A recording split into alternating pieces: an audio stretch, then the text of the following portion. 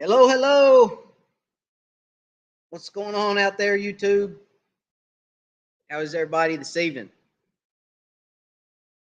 Hope y'all are doing well. Anybody miss us last week?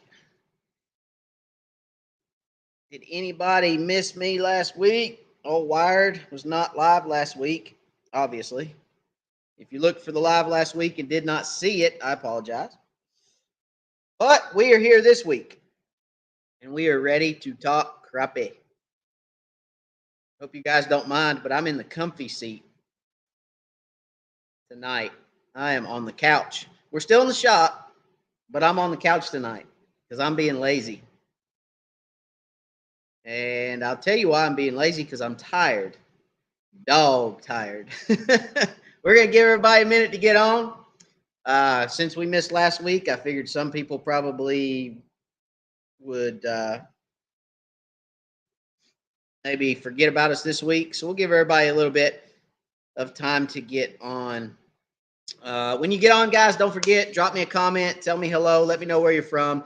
I always like to see where we're reaching out to, and I always like to be able to say hello to you guys when you get on, because I don't know you're on unless you say hello. So unless you put a comment in that comment section and tell me, hey, I don't know that you guys are on. So it's always nice to see your name pop up and be able to say hello to you guys, okay? So make sure you say hello when you get on. Let me know where you're from. Tuning in from, some guys tune in from work, some tune in from the car, some tune in from the couch or the bed or wherever it may be at 9 o'clock on a Wednesday night. So some guys tune in from the lake. So it's always nice to be able to see where everybody's tuning in from and say hello again. Got some good things to talk about tonight. Really looking forward to talking about some stuff. Got several different things that I want to talk about. We're going to talk about the video that dropped on Monday. So those of you that have watched the video, we're going to talk a little bit about that. There are some comments that I have not caught up on that video, but we're going to talk about it tonight for sure, because it was actually kind of comical to me. And we're going to talk about it. So let's see real quick. Let's say hello to everybody. Let's get some hellos out of the way. Matt Wiley, what's up? Hello, hello.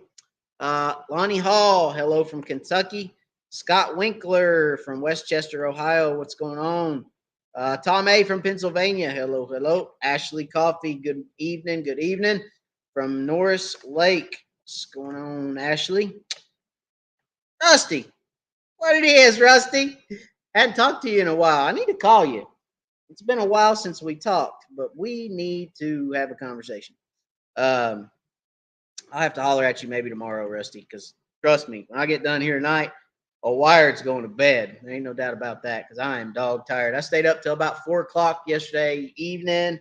Had a guy that had a boat in the shop working on some things, putting a trolling motor on it, force trolling motor, a stowaway mount for a double unit setup, a 9-inch Garmin on the bottom, a 12-inch Garmin on the top, Livescope, a right height turret on the trolling motor, and had to do it all in one night so he could go on a trip, and was up till 4 in the morning. So I'm dog tired. I'm ready to go to bed. So was up till 4, laid down, got up at 6, got ready for work, went to work. So blah, blah, blah. Mellow Yellow. My wife got me Mellow Yellows. I don't really like Mellow Yellows. You guys know I'm a Mountain Dew guy, but I'm drinking Mellow Yellow tonight because that's what my wife picked up at the store. So we're drinking Mellow Yellow. Hopefully that'll keep us awake. My beautiful wife was gracious enough to bring me a large cup of coffee to work today. So thank you to my wife for that, because that actually kind of got me through my day today, having that extra boost of caffeine at 10 o'clock in the morning. So thank you to her for bringing me coffee to work this morning to keep me awake. So let's see. 922, what's up? From Denison, Ohio. What's going on, buddy? Crappie Kev from Ashburn, Virginia. Hello, hello. He says, does the wife know you have the sofa out in the shop? So actually, in order for me to get this sofa in the shop, when we built the house, I had to buy her new furniture so that I could have the old furniture to go in the shop. So yes, she knows the furniture or the couches in the shop, but this is our old couch, and she has a brand new smart couch, I call it, upstairs. So in the house, she's got the brand new smart couch that does everything, tells you, massages you and plugs your phone in and charges you and does all that good business. So, all that good stuff that is today's world. So anyway, the smart couch is upstairs and the dumb couch is down here with me. And I like it that way because it's more comfortable. It's broke in. It's well used. But it is my shop couch. So yes, she does know. But thank you for asking. All right, Don, the Iowa guy. What's up? Robert Johnson. Hello from South Arkansas. Andy from Kentucky. Cutting up some strawberries. Man, I just did that the other day. I took the boys. We went down to the strawberry patch, picked a bunch of strawberries, came home, cut them up, threw some sugar on them. So, that diabetes in a bowl, that's kind of what we did. So, we pour like a quarter cup of sugar on them and put them in the fridge and wait for them to get all right, and then put them on pound cake. And oh man, I'm getting hungry, so I'm gonna hush because I'm gonna have to go get something to eat if I don't before I go to bed, which won't be good because then I'll wake up in the morning with a tummy ache. So I'm not gonna go there. All right, enjoy your strawberries. Big Kid from Missouri, what's up?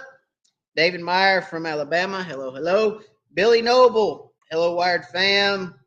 Dallas, Texas, what's going on? Mike Morrison, how's it going? I think I just seen one of my long lost buddies. Where'd it go?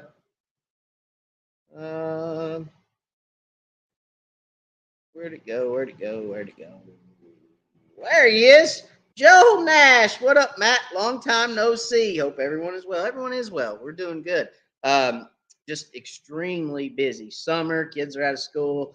That's something that we're going to talk about a little bit tonight, guys. So during this summer period and while my kids are out of school and everything's going on, probably going to see a little bit less of me on the lives. I'm still going to do lives, but it'll probably be every other week instead of every week. So, again, kids are out of school. We're going on vacations. We're spending some time as a family. So probably going to see a little bit less of me on the lives on Wednesdays. Again, probably every other Wednesday for the time being. I know you guys are out a lot, and 9 o'clock is a great time to have the lives. But because you guys are inside at that point, it gets dark, obviously. But in these summer months, everybody's outside for longer periods of time. When you get in, you got to get a shower, eat, whatever you do, get in bed, read a book, whatever. So anyway, long story short, probably going to cut them to every other week for right now. I hope that's okay. I hope that doesn't disappoint too many of you guys. But every other week is probably what we're going to go to probably until September, October-ish, and then we'll start back on every week. Because I know in the winter, you guys like to have something to look forward to in the evenings, and I like to talk to you guys in the evenings. So that's probably what's going to happen to this point. And again, don't kill me, but probably every other week on the lives. Still going to put out a video every week. That'll be every Monday. Of course, every Monday at 6 o'clock, there will be a video come out, and I hope you guys will continue to watch those. Just out of curiosity, what do you guys like the most? Do you like the lives the most? Do you like the videos the most? What do you guys like? Do you guys like the teaching videos, the fishing videos, the different technique videos? I mean, what kind of videos do you guys like? And do you like the lives better than the videos? Because let's face it, there's a lot of content on YouTube now, a lot. So I want to know from you guys what it is you guys like the most. And, I'm going to put my main focus into kind of doing some of that stuff.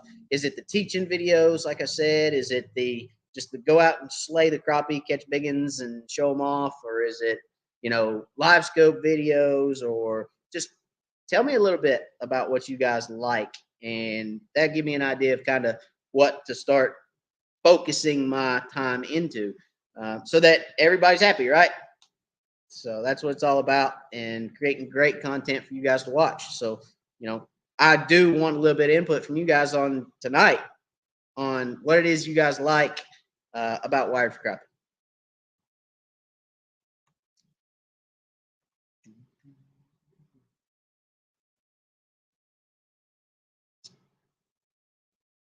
John, what's going on? Hello, hello. Scott, looking forward to seeing you this week. This is Scott, by the way. I know.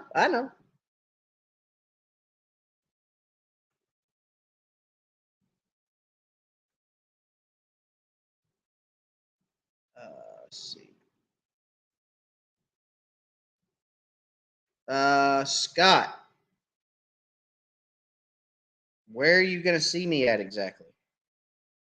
Do I have something scheduled that I don't know about? What are you talking about, Scott?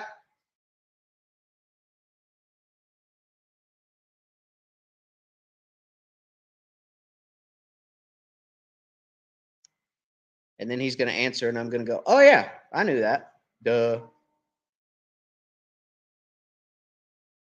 All right. I was looking at my calendar. Sorry. All right, Curtis Hobbs. What's going on, Curtis? Happy birthday. Everybody tell Mr. Curtis Hobbs happy birthday. Curtis just had a birthday. If you guys missed it, I didn't miss it because Facebook told me it was his birthday. So happy birthday, Mr. Curtis. Everybody tell Mr. Curtis happy birthday. That is Mr. Curtis Hobbs, Mr. Lightwire Hooks in the house. So if you guys are looking for any good hooks, Mr. Curtis has got them. And what I love about Mr. Curtis so much is that I can call him and say, I'm trying something new. And I want to try maybe a pill head with in a quarter ounce with a number 2 gold round bend hook and an eagle claw, and he'll hook me up. That's how Mr. Curtis operates. So, anytime you guys are looking for something, even if you just have a hook that you love and somebody quits making them, it's pretty good odds that Mr. Curtis can hook you up with that same hook and that same configuration because that's what he does so well. So you guys need any hooks, lightwirehooks.com, Mr. Curtis Hobbs on Facebook. He can help you out. But happy birthday again, Mr. Curtis. How's it feel to be 23?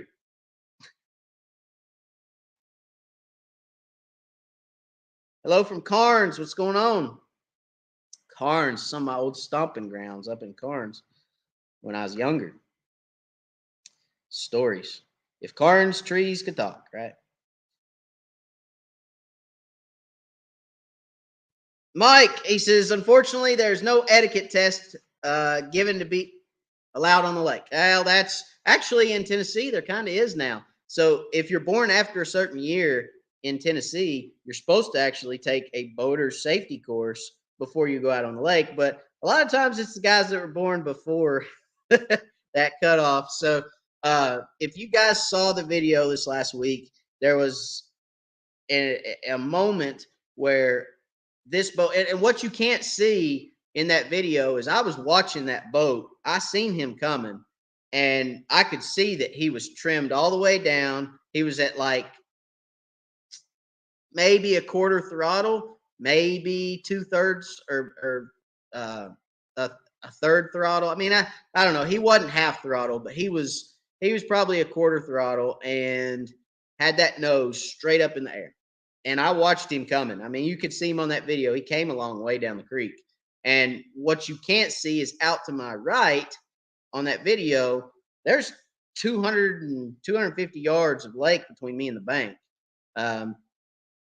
He comes right around beside me within 20 yards and never once looked at me until he was level with me. Okay. So I'm sitting there and he's coming. And when he got level with me, it actually startled him that I was sitting there. He had absolutely no clue that I was sitting there. And I know that because I was watching him the entire time and I could not see his face at all. And like I said, when he got level with me, it startled him. I mean, you could noticeably see him get startled, and he put his hand up and kept going. And what you don't see is I was very polite about it first and foremost, but when he passed me, I thought, I'm gonna use this as a teaching moment. So I did shut the GoPro. I wish I wouldn't have shut the GoPro off, but I shut my GoPro off, picked everything up, cranked the motor, threw it in gear, and boom, off I went. Ran him down, got up beside him. I said, "Hey," I said, "Get a little startled back there?" "Huh? What are you talking about?" I said, "Well, I got a little bit startled because you were pretty close to me there, and I don't think you even saw me because you had the nose of the boat way up in the air." And anyway, I proceeded to tell. He said, "Well, did you think I was too close?" I said, "Well, I got it on video. You're going to be on YouTube." I said, "You want to watch Wired for Crappie? You're going to be on there this week." I said, "Man, when you're going across the lake, don't put the nose of that boat up in the air like that and just dig and go past people because you're throwing these huge rollers. And when you pass somebody 20 yards off to their side, I mean, if I was older and didn't have very sure footing, you would have thrown me in the lake, man." I said, "Come on." I said, we gotta do better than that." And he said, "Oh yeah." He was very understanding because, like I said, it startled him too. And so he was very apologetic and understanding. And I used it as a teaching moment. And I said, "Look," I said, "if you're going to pass somebody, put that joker up on plane and pass them because your wake is nowhere near the wake on plane as it is just quarter throttle, throwing a roller out the back of the boat, just boat digging." So, guys, I know when a guy blows by you at 60 mile an hour, you go, "Man, really?" But it's better for him to blow by you at 60 than it is for him to go by you at 15. Trust me. And I think a lot of you guys would agree with that. So anyway, kind of used it as a teaching moment and said, "Hey, next time, be a little bit more aware of your surroundings." And like I said, he was apologetic, and he said, "Look," he said, "I apologize." He said, I'll do better. I'll try to man my boat better." And I said, "Okay, well, that's fine. I just, safety first. I got kids. I'm sure you got family, and we need to go home to them at the end of our fun fishing." So anyway, he was apologetic, but it's an example of what not to do on the lake, right?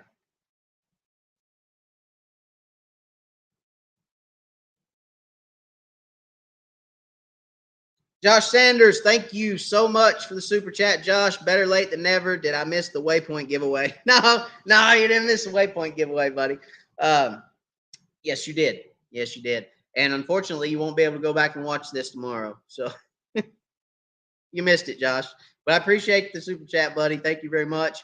Guys, if you don't know what a super chat is, it's a way for you to give back to the channel. Right down below the comment section, there's a little dollar symbol. You click on that. YouTube will walk you through how to give a super chat. And if you're trying to get my attention, you want me to stop where I'm at, come down and look at something, then you can put a super chat in there with a comment, and I'll answer it immediately because it pops up yellow on top of the screen and flashes at me like a big yellow beacon. And that way I can stop what I'm doing and go to your super chat. So appreciate it, Josh. Thank you, buddy. The waypoint giveaway, we'll have another one in a year or two. You missed this one for this year. All righty. Let's see. Where was I?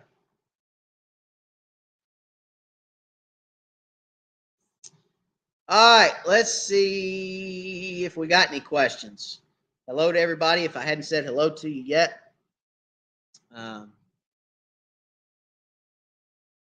This is an interesting one. I seen that Z-Man was going to come out with crappie baits at iCast.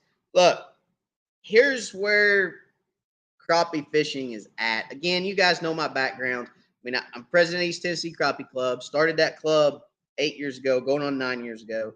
I've been in this crappie game a little while. Okay.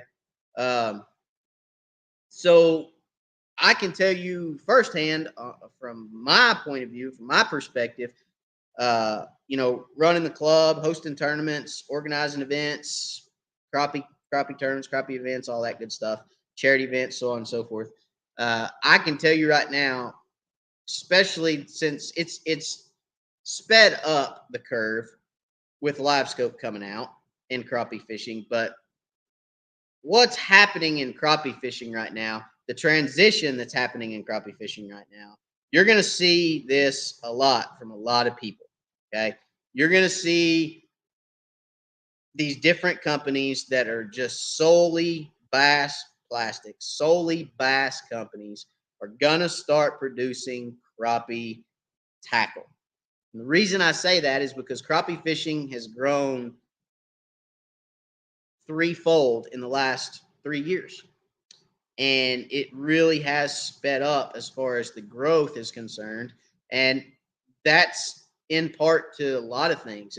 It's tournament directors hosting events and Livescope, electronics, the young anglers that are getting involved in crappie fishing, you know, the veterans that have been doing it for years and years and years and years that just continue to push and continue to drive and continue to grow the sport. The new sponsors, just like my sponsors, ACC, Bonehead, Crappie Cove, the new sponsors that are getting involved in the sport, putting money back into the sport and back into anglers that are trying to grow the sport. It's all grown so much in the last 3 years. So you're going to start seeing, Z-Man's coming out with, or going to come out with some baits. And you'll start seeing, like I said, a lot of these other bass companies that do the same. They'll follow suit because let's face it, crappie anglers buy just as much tackle or maybe even more than the bass guys do. A bass guy may have a crankbait for 25 years and still throw it, whereas, one pack of stump bugs ain't going to last me 25 years, I can assure you. Now, it's going to last me a lot longer than 95% of the other baits on the market because the density of that bait is just phenomenal, and you can catch 50, 75 fish on one jig, but it's not going to last me 25 years. I'm going to have to buy more. So, you're going to start seeing a lot of people start coming out with crappie baits because of the growth in the world of crappie fishing. But it's all good stuff. It's all a lot of fun, and it's all, you're starting to see a lot bigger tournaments. You're starting to see when you start seeing the purses in those tournaments start building and going up. A lot of that has to do with sponsorship, guys. A lot of that has to do with these companies that sell crappie products putting back into the crappie community and the sport of crappie fishing. So, it's what goes around comes around, right? And some guys may say this is a good thing. Some guys may say this is a bad thing. I'm kind of right here with it. So, I won't go into a lot of detail on that, but I'm kind of here with it, being good thing, bad thing. And I'm just going to kind of stay neutral, and we're going to ride this thing, see where it goes. It'll be fun. It'll be a fun journey. So, Lonnie caught 15 today with the new 34 deucer. Does reach out farther and more clear. Love your double pole holder, and we'll have same setup in near future. Awesome. Yeah, I love having my fishing specialties poles on both sides. That's for sure.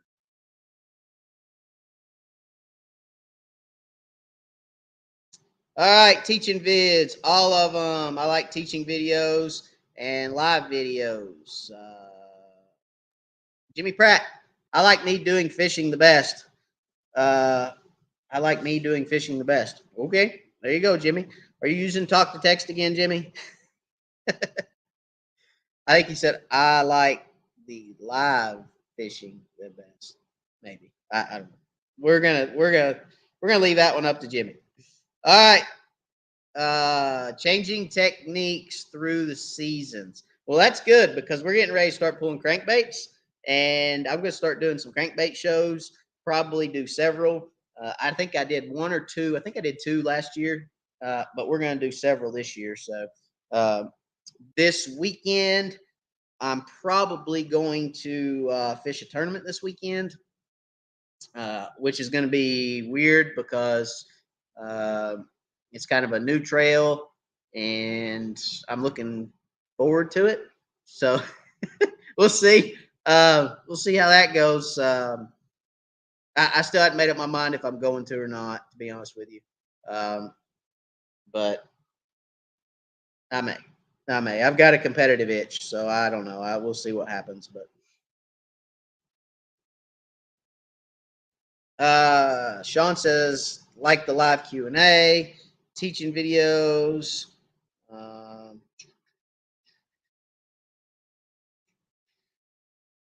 Oh, yeah, Scott. Yep, I got you. I knew about that one. Like I said, I would probably say I remember now. All right, Jim, teaching videos. You did my boat last week. Best job ever. Well, thank you. I appreciate it very much. I'm glad you're enjoying it. I try to send them out of here in good shape. For sure. And thank you for the comment. I appreciate it. Teaching videos and the lives. Teaching videos are the best, but lives are more personal, even once a month. Absolutely. Well, I don't want to go to once a month because, to be honest with you, if we go to once a month, I'm probably going to forget when I'm supposed to be on. Okay. So I got to thinking about it, and I thought, if I go to once a month, how am I going to remember which Wednesday I'm supposed to be on? I'd have to go set up the entire year and then get a notification from my StreamYard account to notify me that I have a live. I got to have at least some kind of frequency to it, so that I don't miss you guys, and then you're sitting there without me for a whole nother month. So I don't want to do that. I think we'll go to every other week though. That way I can keep it somewhat regular, but it also frees me up a little bit with all the stuff we have coming up during the summer. So anyway, cool deal.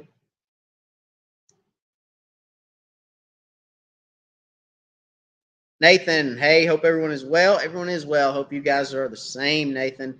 And what's up? Got my Stowaway XL in the mail 2 days ago. Thanks for the code for a discount. You're very welcome, James. I know you're going to love it. Have to be more money than that, Josh. Yeah, absolutely. He's going to have to give me more than $9.99 if he wants waypoints, right, Joe?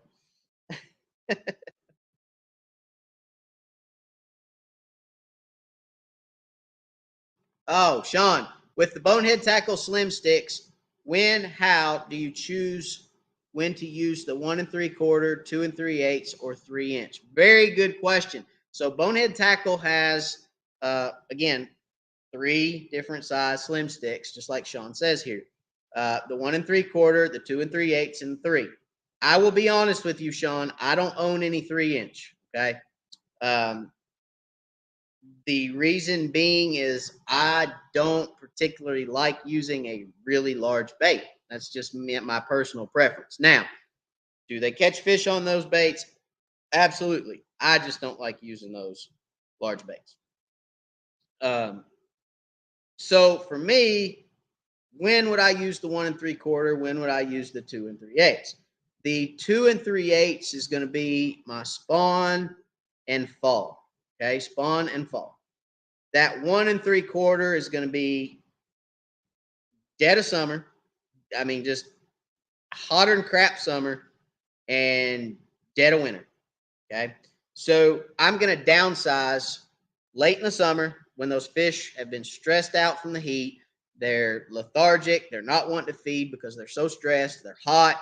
They're trying to just conserve their energy and conserve, their I guess their metabolism or their appetite, so that they don't have to feed real heavily, right? That late summer months in East Tennessee, and I'm talking like August, are tough because just that the fish get so stressed out, the water's just so hot. Hot water does not hold as much oxygen, okay? So the fish don't have as much oxygen to play with, and they're just lethargic. So I will downsize to that 1 3/4. Again, dead of summer, dead of winter, and then spring and fall, I'll use that 2 3/8. Okay. Very good question, though. Very good question. And again, spring and fall, when those fish are feeding heavily, post spawn is a great time for a 3-inch bait because post spawn, after those fish spawn out, there's about a 2-week period, I guess, of that what I call pure post spawn, where those fish are stressed, they've spawned, they're wore out, they just got to kind of relax and recuperate a little bit. But then after that, there's a heavy feed that happens. They start feeding, they're trying to get their weight back, they're trying to regain that, getting ready for that August summer.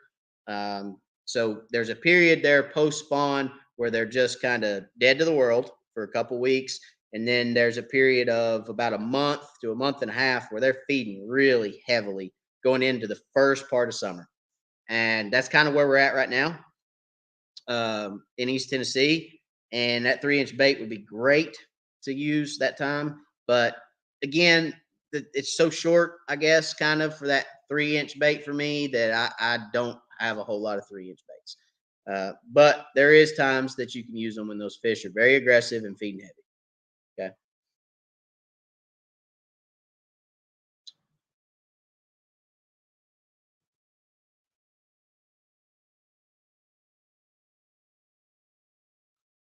Rick, what's going on, Rick?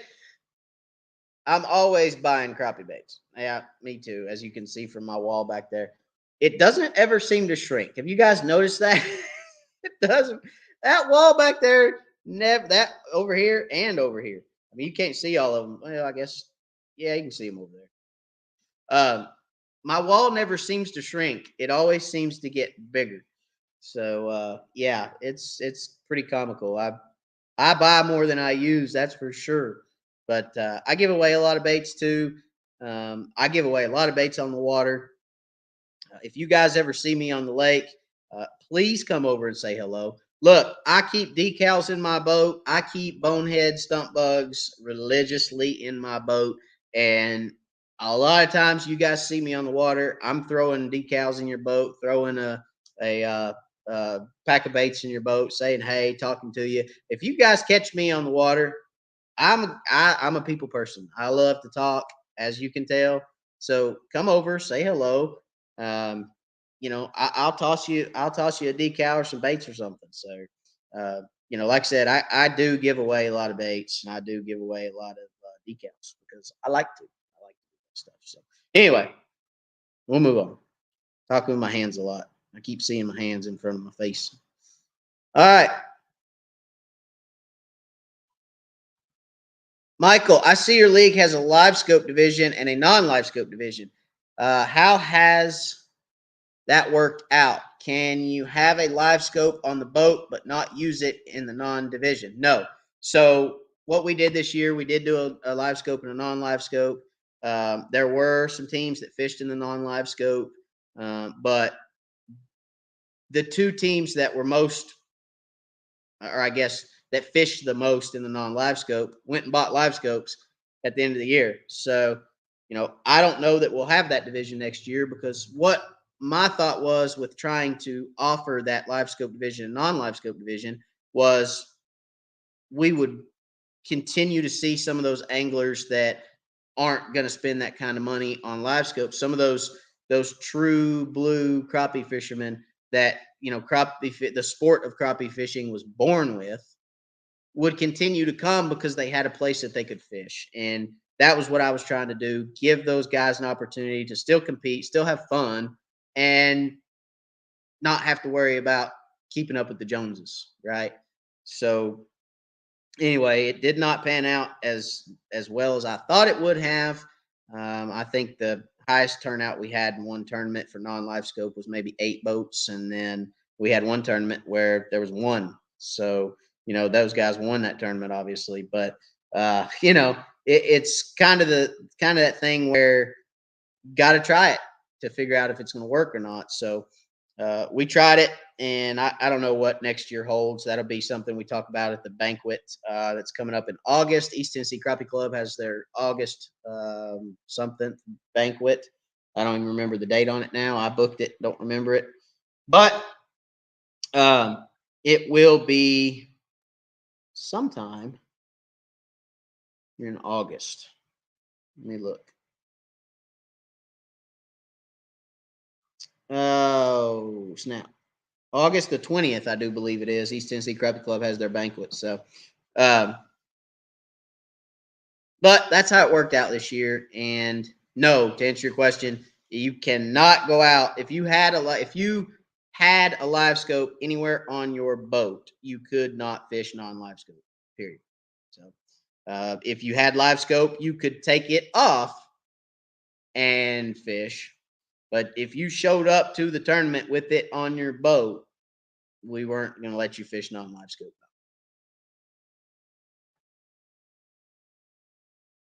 Scott says, I used Stowaway discount too. Awesome mount. Thanks. You're welcome.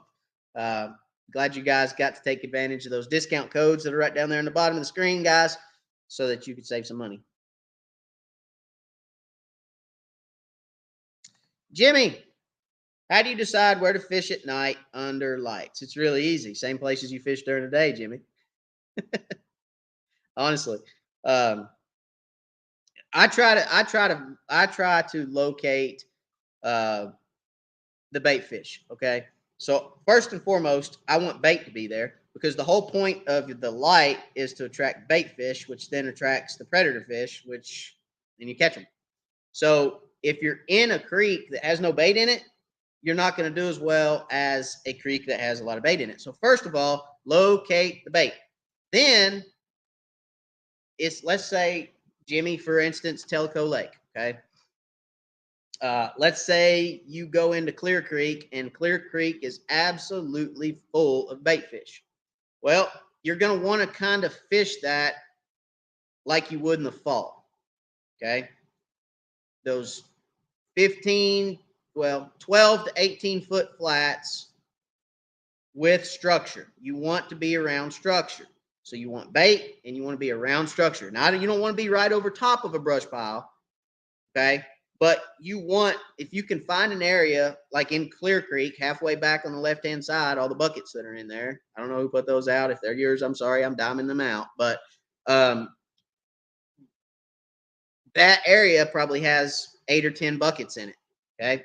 Somewhere in kind of centered-ish on those buckets, put you some lights out, watch the bait come, the fish will follow. Okay. You'll pull fish off those brush piles. You'll pull fish off those buckets. Those fish will feel in their lateral line, all those bait fish swarming.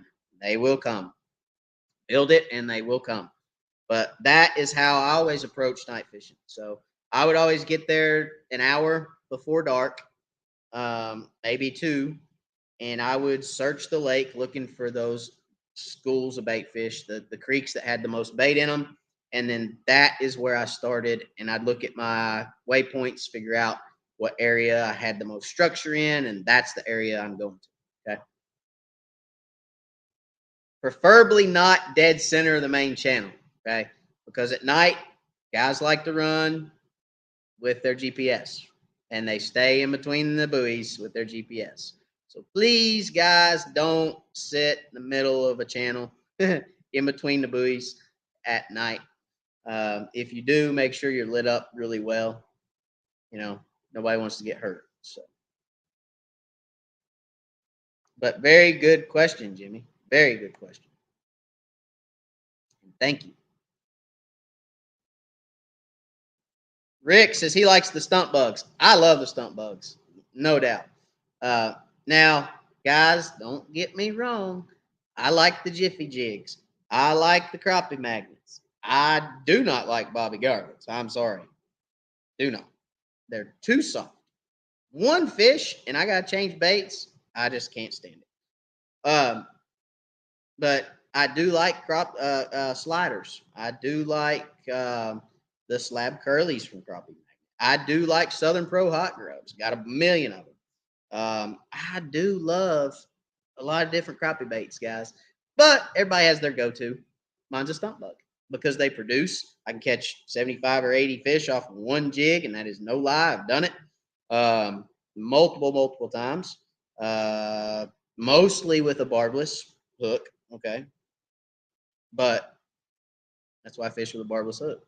Or not, collarless hook, excuse me. Without a collar. Just a straight shank hook with a jig head. So, anyway, just love them. I just absolutely love them, and they produce for me, and I've won a bunch of tournaments with them, and that's my go-to. Everybody has a go-to, right? Mike, very good question here as well, Mike. In your opinion, is there a dock shooting season, or is that a year-round technique? So this is a very loaded question, and I'm going to answer it this way. It depends on the lake you're fishing. There are lakes where it's a year-round technique. Chickamauga. You can go to docks on Chick year-round. You can go to docks on Chick in August when I said it was hard and catch fish off docks on Chick in 5 feet of water. So, it really depends on the lake you're fishing. Now, there's some lakes where it's a fall bite. You'll find them on docks in the fall, and there's some lakes where it's a early spring bite when they move up. They move up under docks to spawn. There's some where it's a winter bite. They get under docks because the water's a little warmer. A lot of times, especially a floating dock, the floats on those docks are black, so they'll soak up heat from the sun in the winter, and fish will get right up underneath them to get a little bit warmer water. And I've caught them a lot, very, very, very shallow in the winter. And they can also do that because, again, that cooler water holds more oxygen, so they can get shallower, right?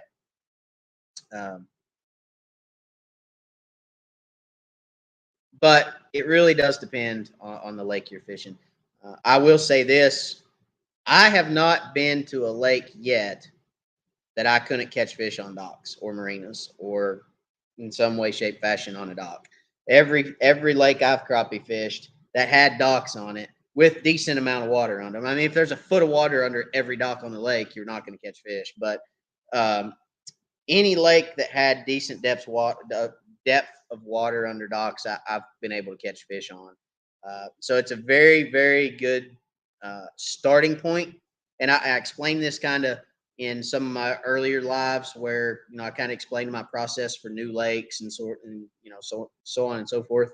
A lot of times my go-to starting point is docks because I can look at avionics. I can identify the docks that have decent amount of water underneath them. I can hit those docks. I can scan them. I can see I've got an area under a dock that, this 10-inch area is all I need to look at right now. Is there fish there? And I can identify fish very quickly on new bodies of water, and I can catch crappie very quickly. Okay. Whereas, if you go to the lake looking for brush piles, you kind of got to think to yourself, okay, was this lake flooded? Could the creek channels be holding structure? Is it a natural lake? And I've got to rely on guys putting stuff out. If that's the case, where would I put it? And kind of think, from the angler's perspective as where other guys might put it so that I can go find brush. So it's a little bit more of a time-consuming process to locate brush, but docks are simple. They're visible. Avionics tells you how much water's under them. All you got to do is scan them and figure out fish are there. It's pretty simple.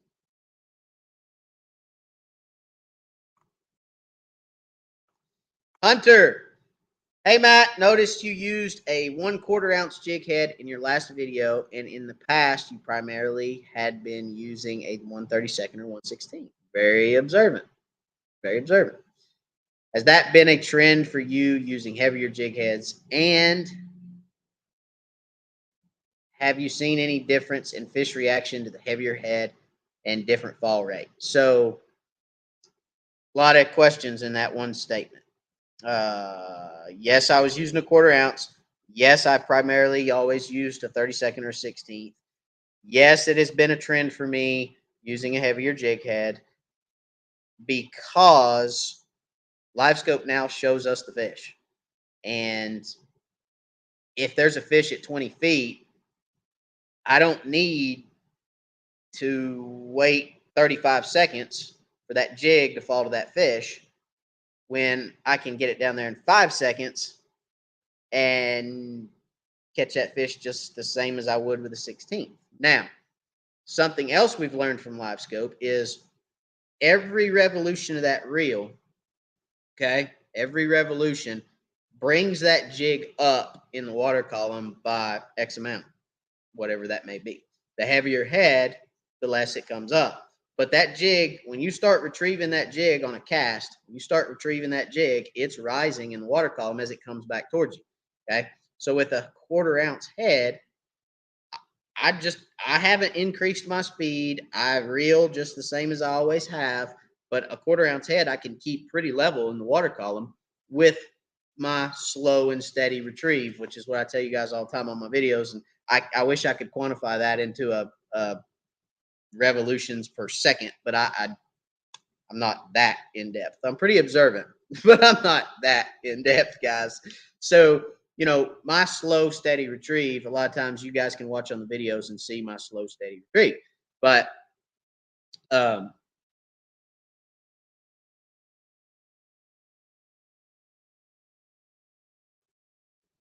the sorry, uh, the 1/4 ounce head is because Livescope has come out, because we have that at our disposal now. I can use a heavier head, get to those fish quicker, which in a tournament setting, faster I get to those fish, the faster I get that fish in the boat, the more fish I have the ability to catch in a day, and the more, and that means I have more fish to cull through to try to get my weight up, right? So that's kind of the whole reason behind using a heavier head. So that's a tip for you tournament guys. You know, it used to be 32nd, 16th. That's what crappie fishermen always used religiously. But we were also using them as a searching bait more than a, you know, there's the fish, get it to him, catching bait. All right. So a 32nd ounce or 16. Now I still shoot docks with a 32nd, always 32nd. I never, well, I will use a 16th if fish are down 15 feet or more, but generally speaking, I'm not fishing that deep under a dock, and I'm always using a 32nd ounce head because I like that slow, steady retrieve, especially when fish group up under a dock. A lot of times, fish, you're going to find groups of fish under a dock, not just one single fish. So, Livescope's pretty much pointless under a dock, guys. If you find a dock that's got 25 fish on it and you can shoot underneath there and you can watch your jig and all those fish, you're better than me. You're better than me. You're better man than I am because now if they're spread out, then you can obviously see your jig. But when they get in those big balls underneath those, when you just get a ball of fish or a wad of fish under a dock, you can't see your jig in that. So that's where I go back to my 32nd and I watch my line. I watch for that thump, and then I'm fishing by feel again, and I just love to fish that way. So, you know, to have that thump, feel that thump, and be surprised by it. I love it. I love it. So, other than here he comes, here he comes, here he comes, hit it already, hit it, hit it, hit it, hit it. Oh, there he is. You know, that's kind of what you get now. You guys don't act like you guys don't know this. I mean, you guys watch the same YouTube videos I do, and I'm gonna shut up. I'm just gonna stop right there. But there's a lot of Livescope YouTube videos out on the market on YouTube right now. So anyway, yeah, moving on.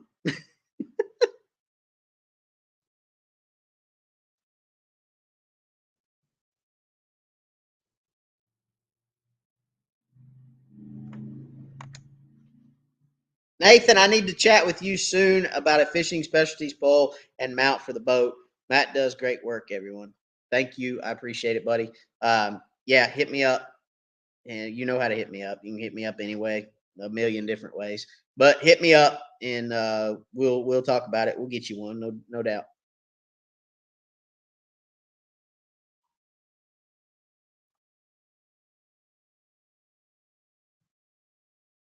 Rick, I'll fish with what the crappies want that day. That's it. It's all about what the crappie want. I mean, we can want to fish with a stump bug all we want, but if the fish won't eat it, then you're going to have a bad day. So, absolutely, Rick, got to fish with what the fish want. Have you ever tried a Rapala X wrap in the 04 to 06 or 06 size? I have great success with the white clear ones when they are feeding. Absolutely. I've run Rapala X wraps. I've run shad wraps. I've run just the jointed Rapalas. I've run the jointed Rapalas. I mean, I've run a lot of different crankbaits and caught crappie on all of them. I mean, they look, catching crappie on a crankbait is just it's just a reaction strike. I mean, they're just hitting it out of reaction, pure reaction. It comes by them, it's wiggling, and it's loud. And they've got a metabolism that's through the moon at that point because it's warm, water's warming up, and they're hungry and they're feeding, and they'll come whack that thing no matter what it is. If it makes noise and wiggles, they're going to hit it. And it's the right color. If it gets their attention and it makes noise and wiggles, they're going to eat it. So, or at least swat at it. I've caught a lot of crankbait crappie outside the mouth. And that's just those fish just seeing that bait, swatting at it. They're just swatting at it out of reaction. And it's getting hung up in their face, and I'm catching them. So, snagging them, if you will. But no, the fish is actually making an attempt to hit the bait, but they're doing it out of reaction. So, Rapalas. The only thing that irks me about Rapalas is when I lose them, right? Because they're expensive. So, again, I pull the Arky crankbaits is what I pull most of the time. 95% of the time, I'm pulling Arkies now, just because if I lose 10, I can replace them for $25. Whereas if I lose 10 Rapalas, I'm $70 to $80 in it that day. So it's big difference, right? Charles, very good question. When pulling cranks, how do you rig them? So I don't have my crankbait stuff here with. Well, yeah, I do. I've got it over there. But for a lack of getting it out and showing you, it's very simple. Crankbait, 3-foot leader to an inline, 2-ounce inline weight with a swivel. Okay, so swivel in front of that 2-ounce inline weight, and 3-foot a leader to the crankbait, tied directly to the bill of the crankbait. Okay, or the ring on the crankbait, right? So that's how I rig them. I like to pull them with that inline weight because I can pull any crankbait I want and set it at any depth I want to set it at. Okay.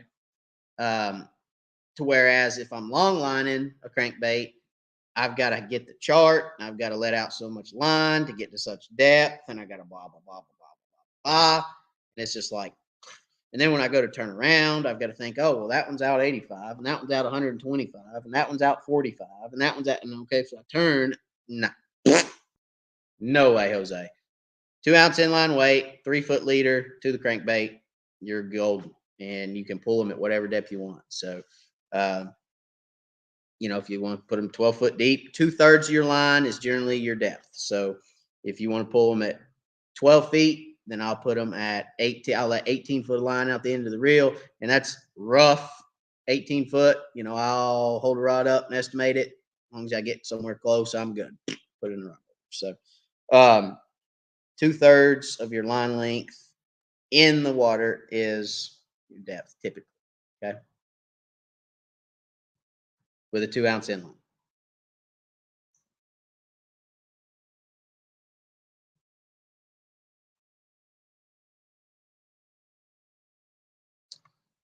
All right, let's see here. Where we at? I got lost.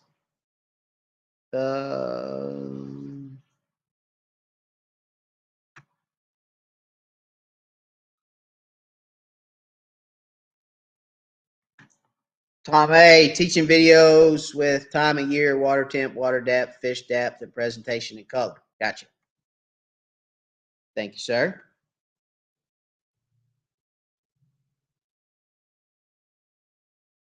Cornell Cooper, what's up? Heidi Clark. That's okay, Heidi. Better late than never. How are you, Laura and the boys? Branson sure looked cute in your boat. Yeah, he was driving. He was playing captain. I don't know if you guys everybody's seen that. I'll show it to you real quick so you guys can see what Heidi's talking about. I got another one for you, Heidi. I hadn't posted it yet, but I need to get it posted. Where's that picture at? Here it is. There he is, guys. Check him out. He's riding in style. He's getting big. He's getting big. But I got another one for you. Check out this walker I got him. Raise them right. Ranger boats and Ford trucks. Check that walker out. Check him out. Just like Daddy's Ford. Look, that big old black Ford, that 250. Look. Oh, he's a mess. Oh, he's having a ball, though. It's got a steering wheel in it with a horn and a gear shifter and the whole nines, man. He's just having a ball. I seen that thing. I told Laura, I said, he's got to have that. He's got to. I mean, come on. If I could put a bumper hitch on it, get a little Ranger boat to put behind him, I swear to God, I'd do it. And I might build one out of cardboard and paint it. No joke. I may do it and figure out a way to put a bumper hitch on that joker. We may just pull a boat around. I'm serious. That may happen. We're going to do that. We're going to post it. Yep. We're going to do a video. We're going to make a boat. I'm going to figure out how. Maybe I can get some fiberglass panels and make one. I don't know. We'll figure something out. But that's going to happen. That's going to happen. All right. But to answer your question, everybody's doing well, Heidi. We're doing good. Thank you for asking, as always. Scott, if I wanted to try stump bugs, what colors do you recommend to start 4 or 5? Black and chartreuse, white and chartreuse, purple and chartreuse, blue and chartreuse, and slick, which is like a monkey milk. So slick, black and chartreuse, white and chartreuse, purple and chartreuse, blue and chartreuse. That'd be the 5 that I'd go with to start.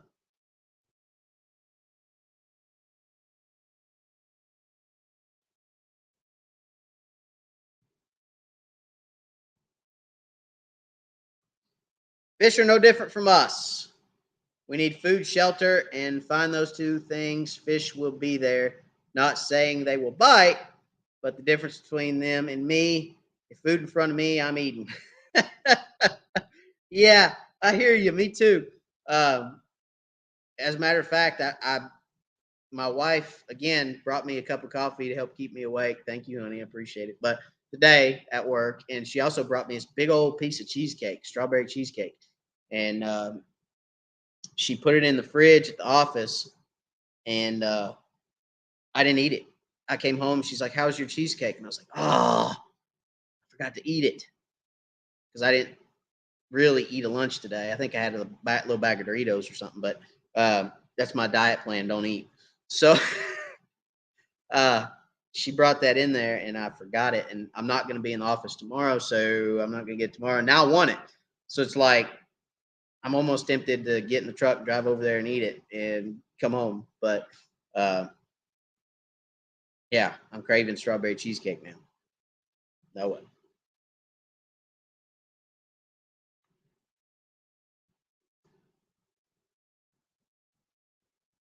Rick, I've started using sliders more during the spawn. An action tail jig, anytime spawn, anytime there's active fish, an action tail.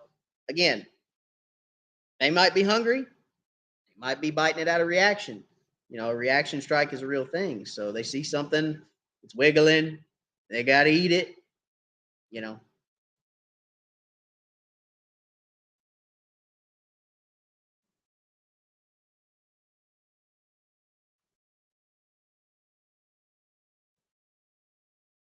What about a dock that is in 6 to 7 feet of water? Again, depending on the lake, I mean, 6, 7 feet is plenty of depth for crappie. Okay. Depending on the lake, the water temperatures, the amount of shade that's under the dock.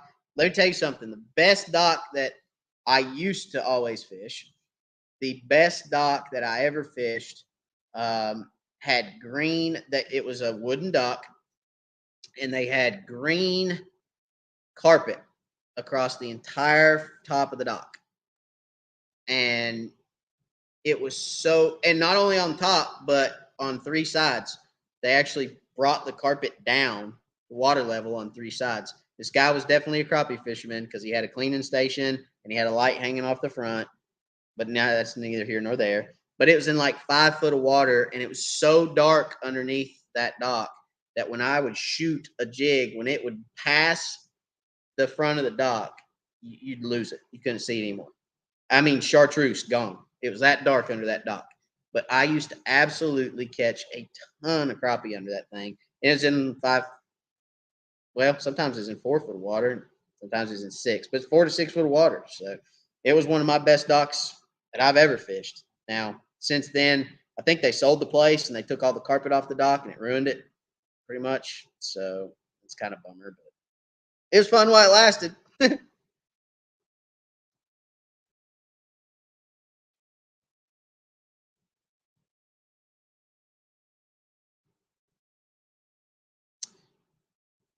James, why do you like the transducer on a pole instead of trolling motor? It's very simple.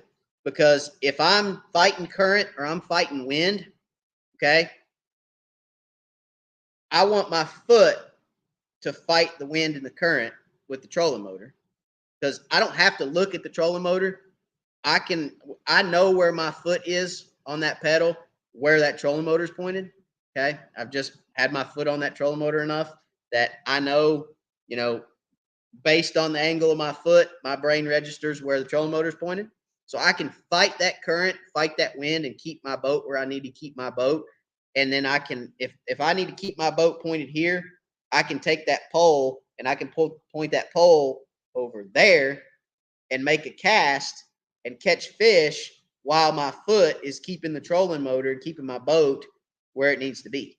Okay, that's that simple. Spot lock. If you put your transducer on your trolling motor and you hit spot lock, you may as well sell the Livescope. Don't buy a Livescope. Don't buy a Livescope. I'm telling you. I'm getting more and more adamant about this as the time goes on, and I'll tell you why. Because you guys know I install electronics, wired marine electronics.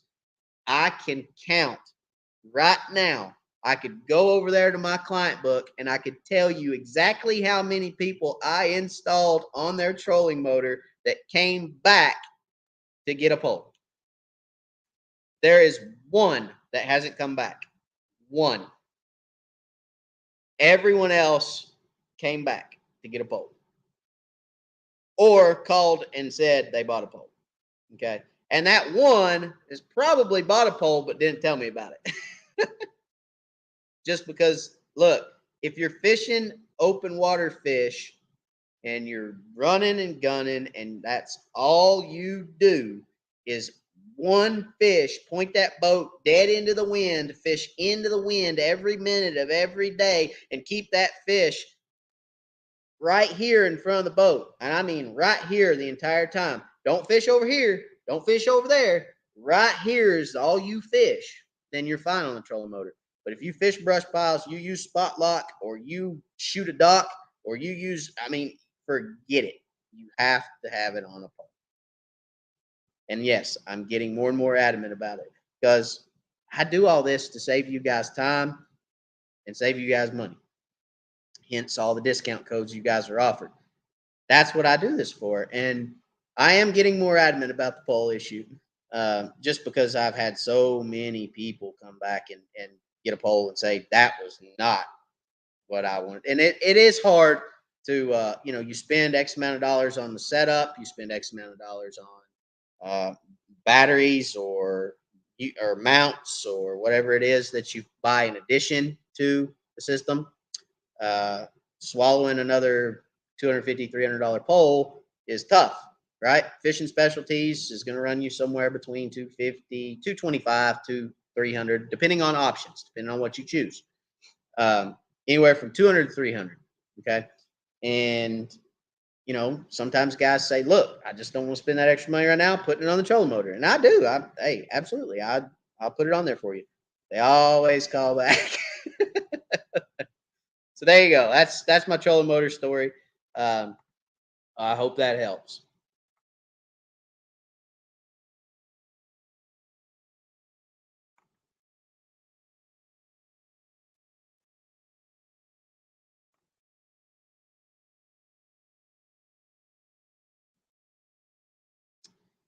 Jimmy G, what's going on? Yo, Matt, thank you for installing my Livescope. Awesome job. You're welcome. Thank you for allowing me to. So,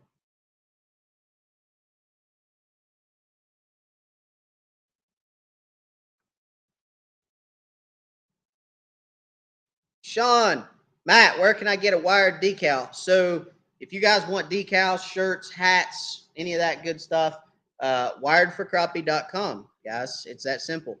Wiredforcrappie.com. You can order all of our merch. So, check out the website. If you hadn't been on the website or seen the website, it's got everything on there.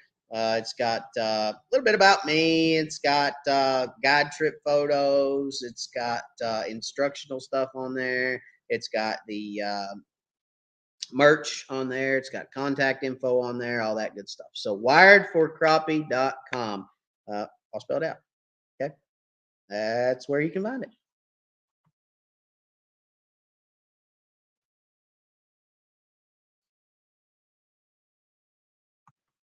Heidi said that walker is perfect. I love it. And me too. I had to have it. I was like, I gotta get it. I was like, I can't not get that. I mean, it looks exactly like Daddy's truck. Gotta get it. They did me in. Ford knew what they were doing on that one. Gotta have it. My wife was like, really? Man. It's like, hey, it's the same color. It's the same truck.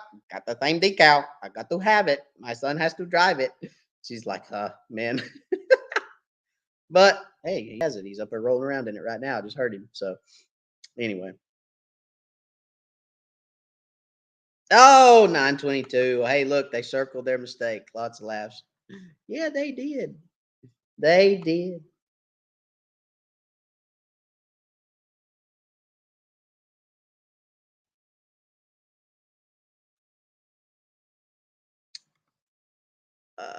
Let's see. Scott, I second that.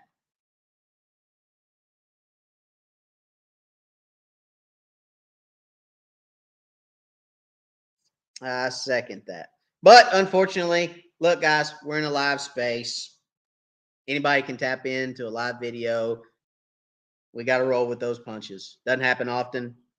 I've got some great moderators for the channel. Shout out to my moderators. You know who you are, and they watch pretty close. You know, we do our best to nix any of that stuff, but you know, hey, they sometimes get through.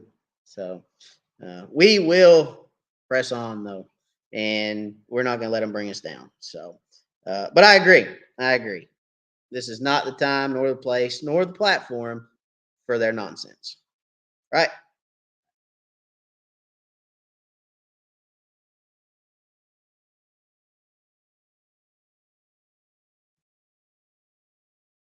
Southern, just found your channel. Great channel. Thank you. I appreciate it very much. Uh, it's a blessing to me. It's a lot of fun. I enjoy sharing my knowledge and sharing what I can, helping people, you know, become more successful on the water and catch more fish. So that's what it's all about. That's what we're here for, right? And save you guys a little money with codes. But at the end of the day, helping you guys become better anglers is what it's all about. So, Josh was trying to pick my brain on the phone earlier about this time of year and tournaments and what all I'll do and this, that, and the other. And I was a little close lip with Josh, but that's because um, Josh has become quite the angler himself. So you got to kind of watch some of them competitors and not give them everything all the time.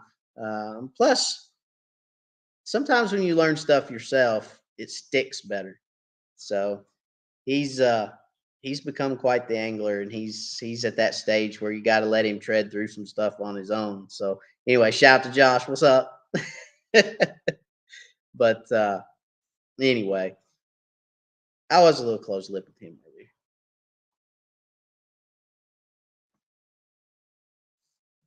Crappie Kev, have you seen the new Big Bite Pendulate jig heads? They say they were designed for Livescope. Yeah.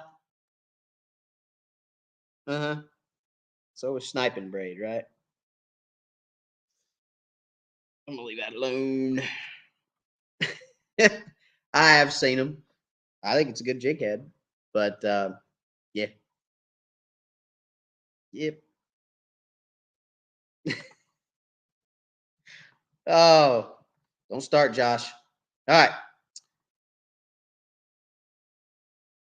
Jimmy, and you do an awesome job. Well, thank you, buddy. I appreciate it very much. I love working on boats. I absolutely love it. I enjoy, um, you know, taking all the electronics, putting it in a boat, and seeing how good I can make it look. Right. So, and I enjoy you guys taking that out to the lake and catching fish with it. So, I always like to see pictures of you guys catching those fish. But thank you again for allowing me to install it. That's again a blessing to me and my family. So I appreciate it very much, and glad you enjoy the install. And because I have my shop here at my house, I'm very fortunate in having my shop here at the house. So I can keep my overhead low, keep my costs low, keep your costs low for installs. I had a guy call me this week who is scheduled now next week because he had trolling motor, 3 units, and a Livescope to install, and somebody told him like $3,700 to install it. And he called me. I didn't know this till after I quoted him, but I gave him a quote and I beat them by like 220%. And he's like, "You got my business. When can you get it in?" And then he told me this story about this nightmare that he's had trying to find somebody to do an install in a reasonable fashion. So, anyway, and I don't know that those numbers were correct, 220%. But anyway, I beat it by a mile, and I'm fine with that. I mean, I'm not trying to get rich. I enjoy installing units for you guys just as much as my wife installs me or enjoys me installing units for her to spend my money. So, but no, yeah, I don't I can be competitive. And anyway, I guess I'm saying all that to say if you have a need for install, at least give me an opportunity to give you a quote before you get it done. So I appreciate that. And that's all I'm gonna say about that. All right.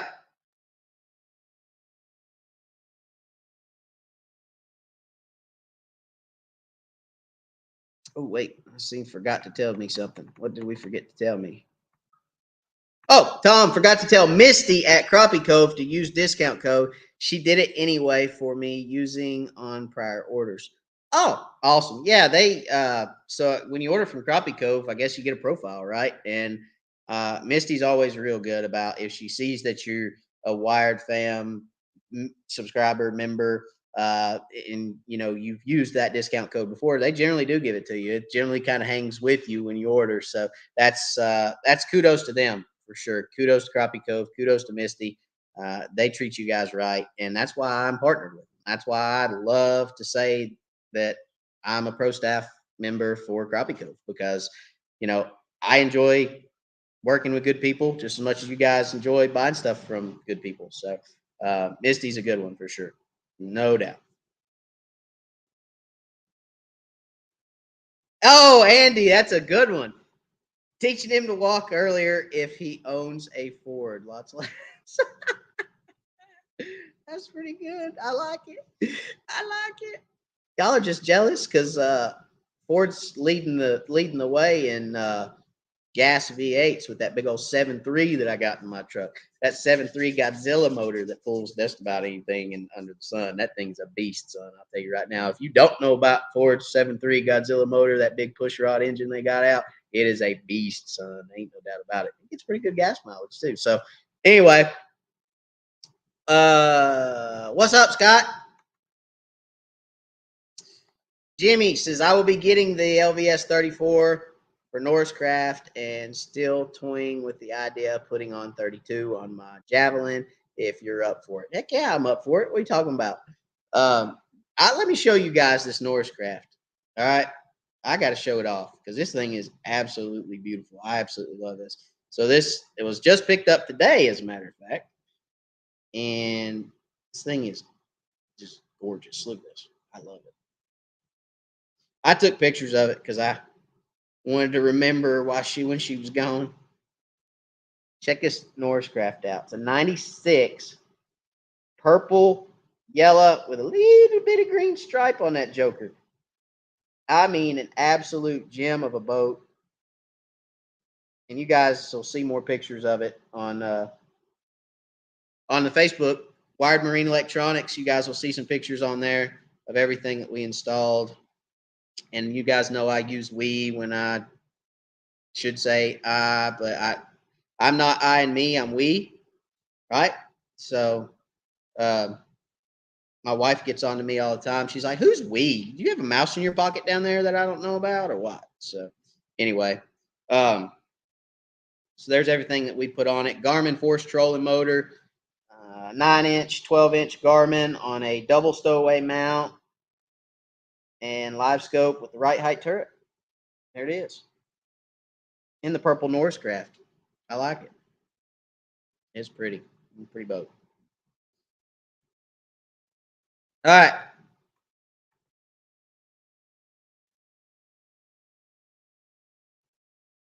Rob Mitchell, sniping braid shot. Yeah, you know me. All right, Scott Pace. I went out for a few hours and caught between 20 to 30, about 20 foot deep. Oh, it'd help if I put it up there for you guys. Love the thump. Absolutely. The thump is what it's all about. Rob Mitchell. Oh, I shouldn't say this. I'm not. I'm just going to leave it up there. You guys can read it. I'm not going to say it. God bless you, my son. Yeah, there we go. Wow. Rob. Touche. All right. Andy Leonard. You guys are brutal. You guys are rough tonight. Let me tell y'all something. All right, I'm moving on. Okay.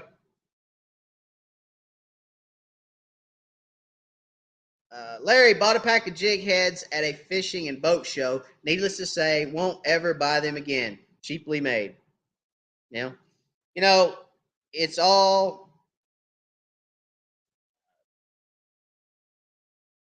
So I've always said I'm not going to sit here and bash product. I'm not going to do it.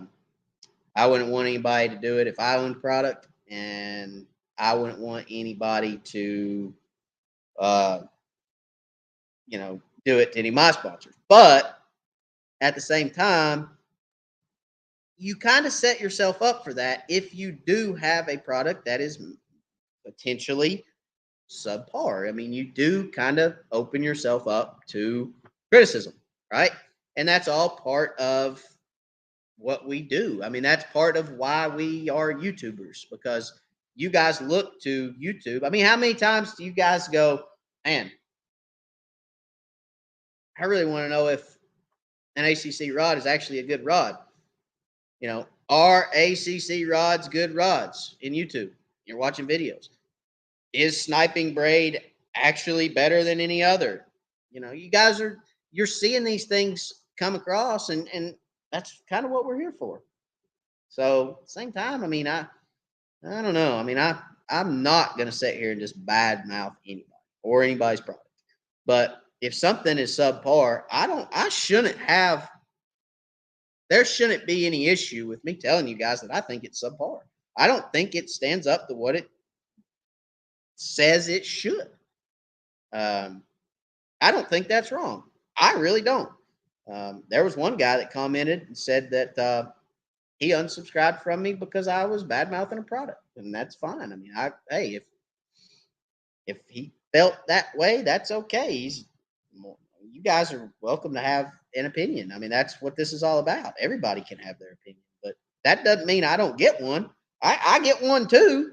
And if I don't think the product is a good product, and I tell you guys I don't believe it's the best product out there, doesn't mean it's the worst. Just doesn't mean it's the best. I don't know. I mean, that's kind of what we're here for. It's not all glitz and glam all the time. But there again, I don't know. I'm not going to rehash that.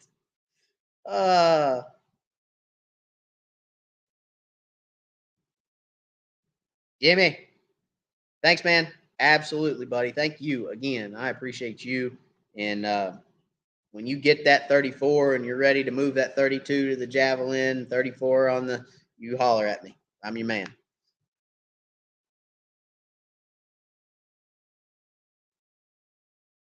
Andy, have you ever installed a Livescope? Oh, you're going to make me get up. Andy. Andy, why are you going to make me get up? I don't want to do it. I will for you, Andy, but just this one time. Oh, I got to get up. Crap. All right.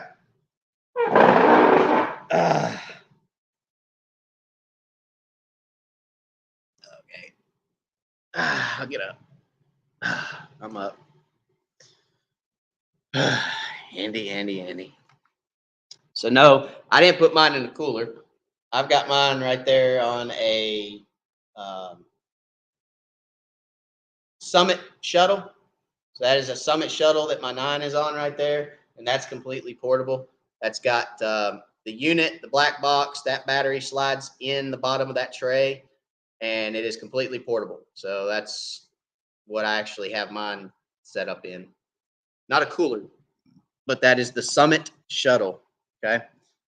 So I've got the 12, which is right there, 1222. And then down on the deck, I have my 93.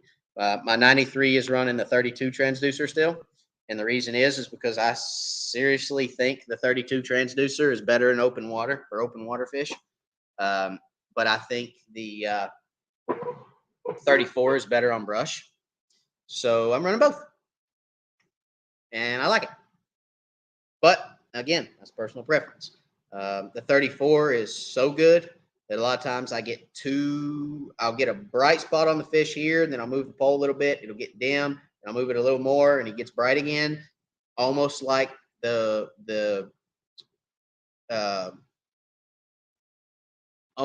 beams are acting independently of one another instead of where they were overlapping with the 32, or they were stitched with the 32. I almost feel like maybe the 34, you've got independent beams acting independently, and that's why you kind of get that double hard return from that fish sometimes. And it's almost like you're not sure if is he here or here. And I know that doesn't look like much here and here, but in Livescope it does. Okay, so it's personal preference. Personal preference.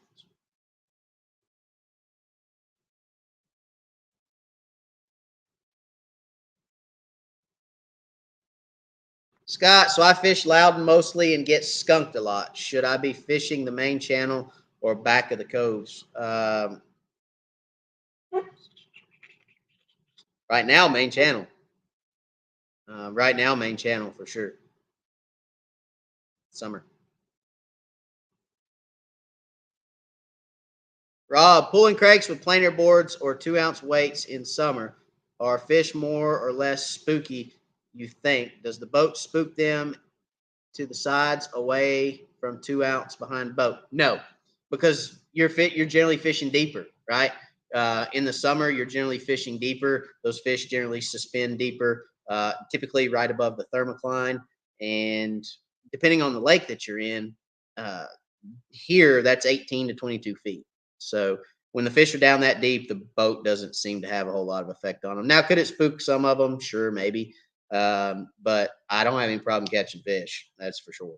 So to answer that question, no, I don't really think the boat has that much effect on them that deep.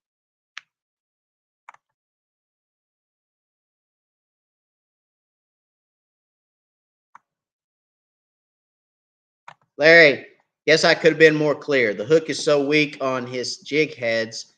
I had it straightened out on a crappie less than 1 pound, and that was the end of using them for me. Well, there you go. There's an honest review for you guys.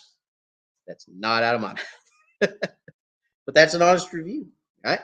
And hey, that's what we're all here for. So thank you for the honest review. Thank you for letting us know, Larry, and appreciate it. I'll stick with Mr. Curtis Hobbs on my jig heads. And Crappie Magnet has a good jig head too. The double cross jig head from Crappie Magnet is a good jig head too. But I have since went back to Mr. Larry uh, or Mr. Curtis, excuse me, because Mr. Curtis has been making me some special stuff lately, and I do very much like the stuff that he's been making. So uh, that jig on this last video, that quarter ounce on the last video, was one of Mr. Curtis's. So I very much do like what Mr. Curtis has been doing for me. So.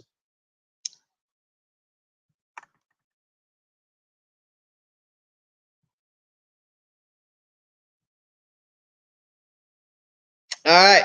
Well, looks like we've gotten to the end of the live, guys, or the end of the comment feed. So I'm going to sign off. Generally, we're on an hour. It's been an hour and 26. So we went a little over tonight, but that's cool. You guys had some great questions, and I love answering those. So, again, as always, I appreciate you guys. Watch out for the videos on Mondays. We are going to go to that probably every other week on the lives. Give you guys some time to get some questions together, right? Write them down.